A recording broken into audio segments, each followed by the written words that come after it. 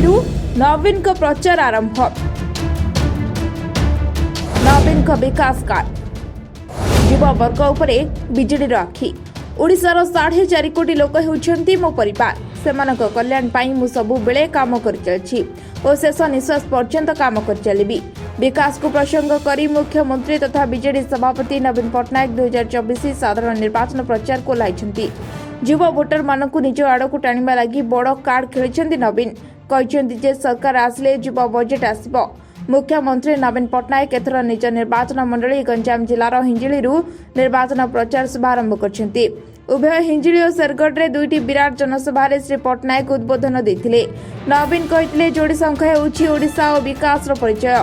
BJD सबुबेले एक number दल भाव रही आसी। जनता आस्था और आशीर्वाद रे ही निर्वाचन रे दल पुणी थरे एक नंबर होई विकास यात्रा को आहुरी मजबूत करिबो। ओडिशार 4.5 कोटी लोक होउछन्ती मो परिवार।